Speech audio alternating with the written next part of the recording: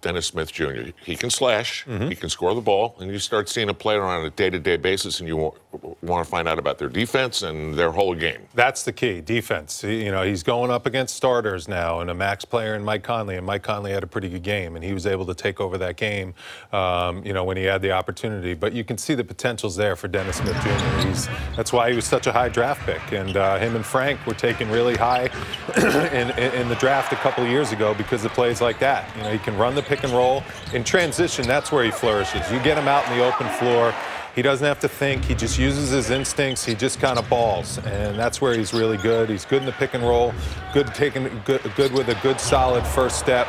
He's got to continue to work on the three-point shot and the consistency shooting the basketball, but, you know, the passing's there, the ability's there, and it's just got to come with these young players. Sometimes when you come in, you're a one-and-done guy. You're such a high draft pick. You just are unsure of yourself in your first couple of years in the NBA. You're trying to figure out how things work, how to make, you know, your career just continue to be on an upward trajectory, so to speak, and this is something that he's going to have to figure out real quick right now in a Knick uniform because this is a golden opportunity for him. I imagine for a point guard, too, it's a lot more difficult in this situation. As David Fizdale said before the game, they really weren't, they couldn't have put anything in. They didn't have a practice, so it wasn't as if they could, you know, get him acclimated to whatever type of system they want to run. They just were out there playing basketball. So you could probably see there were certain moments where he would go one way and no one would follow, or he would expect somebody to be there. And that stuff certainly is going to take time. So probably on him, because of the basketball being in his hands, this probably was the hardest on him out of the three new players.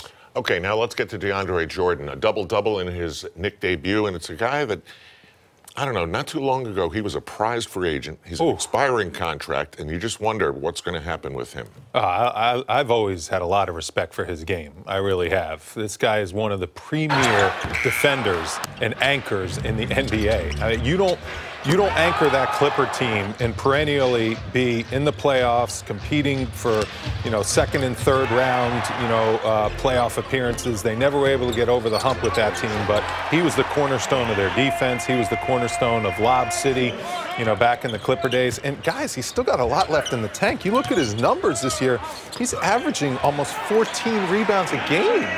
And he's only 30 years old. He's a tremendous athlete. He still can get up and, you know, catch lobs with the best of them. He still can block shots with the best of them. You got to really think, what is the future for DeAndre Jordan on this team and on the Knicks? And because that is some anchor that can really help your defense. And that's one thing Coach Fizdale really wants, is his team to be built around defense. And that was the question before the game, is like, okay, he's, you know, an older guy, a 30-year-old, and so you're going to play him, but this is a time where you're going to play young players. And David Fizdale said, we want to have a top-5 defense. And so this is a guy that can help us get there. As you said, anchor, a two-time Defensive Player of the Year. So this is a guy that you can get to really help set your defense. But more importantly, once he's healthy again, Mitchell Robinson, this is a perfect guy to learn from because of what he's become in the NBA and what Mitchell Robinson hopes to be. If you get these two together and maybe one can learn from the other, that could be helpful. And while you have him here, see if he likes it here, because there is the possibility of making him part of whatever you do going forward. Now, the third piece, and by the way, these three are going to have a press conference in a short while at Madison Square Garden, and we'll have that here on the Ford Knicks postgame. Wes Matthews didn't have it today. I thought he looked much better in a Mavericks uniform the other night. He did. And then, again, you know, you're not used to the system, your new teammates. You know, he was in a good flow and a good rhythm. He was shooting 38% on the season from the three-point line. So that's what he does. He's a 3-and-D guy. He's a two-way player, you know, that really defends the wings. And, you know, you can see some of what he does. And he's going to shoot the ball at a high consistency level. That's what he's always done. Today it was just one of those games. But he's a guy that you can trust is not going to normally have multiple games like this. When he has a bad one, he bounces back with a good one. And consistency has always been his motto, and percentages have always been his motto, especially from the three-point line. So the Knicks can kind of trust that games to come, he's going to be a little more consistent. Yeah, and you wonder, too, you know, if he's how much longer he's going to be a Knick. You know, this is a guy who's an expiring contract. He could be looking to play on a playoff team, and if he doesn't move on Thursday, perhaps he works something out with the Knicks to find himself on a playoff team, because he is playing for his next contract.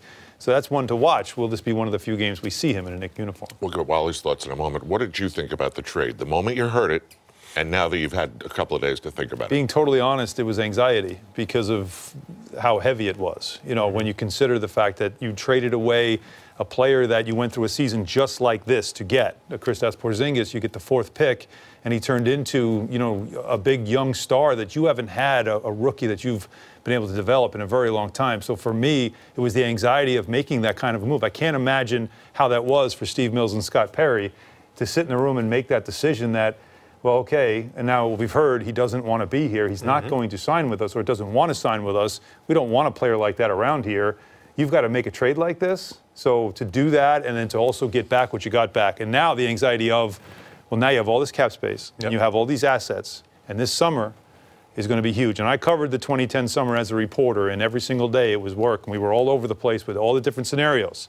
And I can tell people that this summer is going to be very similar to that. It was a gut-wrenching decision, but it was the right decision. When Kristaps and his camp comes in, and in the meeting, he basically says, I don't want to play for your franchise anymore. That's the decision you got to make, and you got to move forward. And you know, Scott and Steve, they surveyed the situation. They had a plan in place for what to do, and you can't make a better move as far as the future of the franchise when your star, who obviously they wanted to commit to, but he didn't want to commit to the Knicks, just doesn't want to be here. And I think they put the groundwork and the workings. With the 2 draft picks is huge. Those are huge assets. We've seen it work for other teams like the Celtics. That's how you rebuild a winner. Now the Knicks are sticking to their guns. They're doing it right. It's good. It's been tough on fans. It's been tough to see all the losing that's been going on. But if things fall correctly this summer, there is a lot of potential for a complete 180 turnaround. And that's the if problem. And the if problem is really, I guess, what creates the anxiety, and also the fact that you're waiting for one era to take root. But if you're a player, you see the right things and decisions being made and being done here in a New York Knicks, in the arena and on this franchise. And for too many years, the decision, there wasn't a plan that was strict and stick to the course. And now I feel like the course is straightforward. It's the right path. And when you do things the right way, you get rewarded in anything, in life. And I really think that's what's going to happen with this Knicks franchise now.